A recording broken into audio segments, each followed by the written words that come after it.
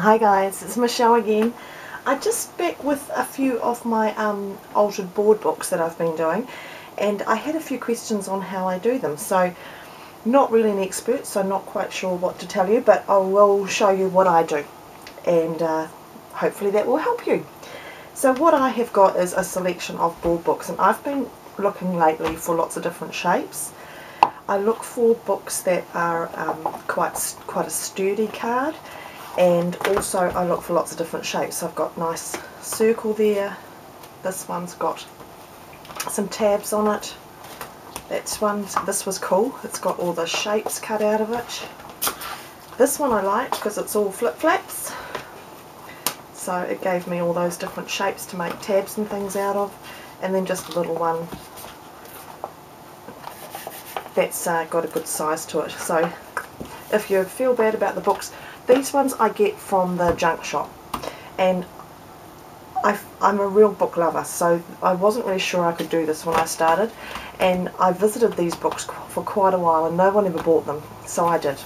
So I figure it's better that I buy them than that they just sit there and nobody ever loves them. So when I get the books, the first thing I do is, and these are super cheap, if you go to the junk shop and get them, have a look around in different junk shops, because one of my shops locally, I can get a pile of them for $2, so it's a really cheap way to do it. And all I do is open it up, get my steel rule and a good sharp X-Acto knife, and when they're together, show the page like that, pop it through, and it's really simple. Except it won't cut through now because I'm on camera. There we go. So then it's chopped through. Make sure I just get that out of the way because I'll cut my finger off. So once I do that first with the cover, because then I get that middle bit out. And what I'm doing with this one is I've just cut a couple of pages out and then left the rest in there so that they stay together. So that's all I do, just to chop them apart. Super easy. And then there's a few options, and how they work is really up to you. Like some people I've seen sand them, some people don't. So what I did was a little test drive, and I sanded this one a bit. You can see there's still some colour there, and then I covered it with paper, and I just have used some score tape and also used some ATG tape, I think, and just put that down, and it's pretty well there. There's no movement. And this one here is not sanded at all, and same thing, you can't really tell. The only time I think you really want to sand it is two times. One is if you're going to gesso it, and this is gessoed and not sanded, and you can see that's two covers of gesso, so the picture is coming out of there quite well. It might be partly because of the depth of colour there, but that side's sanded, so it did take part of the colour away, and it would certainly need another coat. So if you're not going to cover them with paper and you're going to use paint or gesso or whatever you like, you might want to think about sanding it. The only thing with sanding is it's a bit of a pain and it's really messy. So when I did this, I did it outside on a nice day, so it kind of blew away and it didn't make such a mess. So that was that. What was the other thing I was going to tell you that was sanded? So sanded versus unsanded. The other reason to sand is so that the picture doesn't come through the paper. So you might find that if you have a really pale paper and a really bright image, that might come through. So on the board books that I put in a previous video, those ones I gessoed and then covered with paper. So there's lots of different ways about it, but it really is down to your own personal preference and how quickly you want to do it. So if you want to cover it up and you're a bit worried about the images coming through, I would give it a light sand, a coat of gesso, and then paper. But saying that, I just this morning had a play just to have something to show you, and this one is just one of all the different bits that I got out of those board books that I showed you just before, all these ones. And these I didn't gesso, all I did was gave them a really light sand and then popped them down, and they've all been stuck down with just some score tape and some ATG tape. I like the ATG tape because I could get it right up to the sides and then just kind of, you know how you can push it back on with the ATG, so you get it right up there. And the only time there's a little bit on a couple of pale ones. See, in this pale one, that there is from the board book underneath it. I'm not sure if you can see it, but there's like a frame on that page, and that is from the child's book underneath. But look, it doesn't really make that much difference. So some of the ones that were quite strongly coloured, I just covered with a darker paper, and so I just popped all these together. So this is probably the lazy way to do it, which is always my favourite way, because I like to get onto the fun part. So when I stuck them down, I put the paper on. I just put the paper on generally how it was, and then flipped it over the other side and ran around it with my X-Acto knife.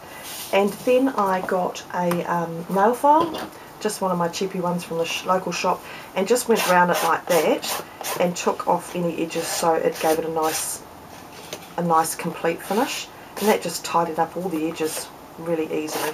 So that was all I did with that.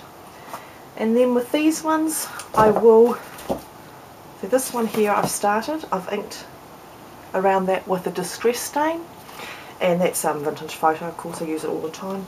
And then I haven't really done much to anything else, just a little bit of inking there. So these are just all pages that are ready to be decorated. What else should I tell you? The other question I had was on how I bind them. And the other books I bound with just plain old elastic like this that I got from the local fabric shop. And then I take a whole pile of this and mix up some, a cup of tea or a bowl of tea I make, and dunk that all in there and leave it until it's the colour that I like, and that gives me a really nice sort of colour, the colour of the craft paper. And then I use that. What I've found lately is I just found this as well, nice elastic with a little bit of lace on it, and I also found this on sale, and it's like a hat elastic, and that's got a really nice give to it as well. So when I say it's the easy way, I'll use this one because this will be really easy to do on camera. All I do is just thread it through, so it doesn't get any easier than binding it like that.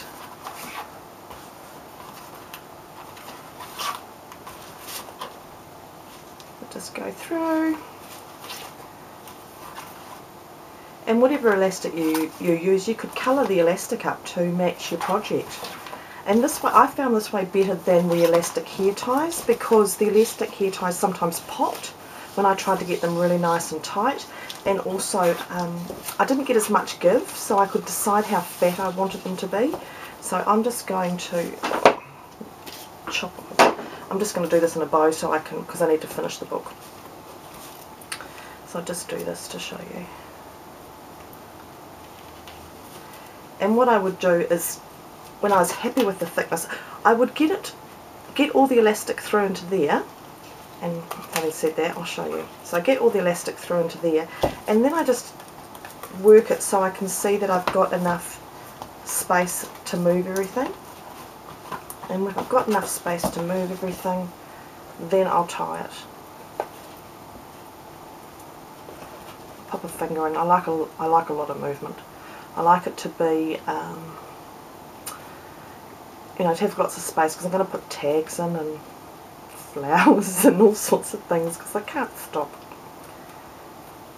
So depending on how fat you want it, you could always just do it into a bow, check that you like it, and then when you're happy with it, I would knot that, do a good tight double knot, and then onto that I just pop some ribbons and some laces, and you could tie anything onto there just like you do with any other binding. Put all your goodies on there, and it's done. So this is this morning, just to cover all these boards. So it didn't take too long, and then now I've got a really good base to play with. Look, I love having the cutout already, because I'm so lazy I wouldn't want to do that myself. And then you can just put your pockets on. There's a tag, so I can just tuck my pockets in there. And the pockets are super simple. I did pockets on the last board books that I did, and I just laid a piece of paper down where I wanted the board to be. Let's find a board, because I do everything a really lazy way. So if I want the pocket to fit from side to side, I just go there, grab my bone folder and just whiz a mark through where I want it to be basically, and then I know that that if I fold that there, it's going to be a perfect fit, and I'll just do a fold on all sides. I will do it better than I'm doing it right now. I'm trying to do it quickly so this video isn't too long and boring, and just chop all the bits that you don't need, and then you're going to have a pocket that would fit nicely onto that page. It would be better if I got back on page. So that's how I would do that. If you're really clever, you use a ruler like the professionals do and you measure it, but I tend to do it on the paper because I'm really bad with measuring. If I've measured it 3 times, I've measured it 3 times wrong. Hopeless. So that is my little board book information. I hope that answers the questions that I had. If you have another question that I haven't answered, then let me know. I would be happy to tell you anything else that I can think of. But that's how I did the binding, that's how I covered the pages, and then as I said, just chucked on the last ones, I just chucked really simple pockets on, but you can put anything you like on them. And isn't this paper yummy? I just got this stack, and it's die cuts with a view, the heirloom stack, so it's paperweight, so it's not thick, but it's got some really cool vintage papers in it, so I'm quite liking that, quite liking.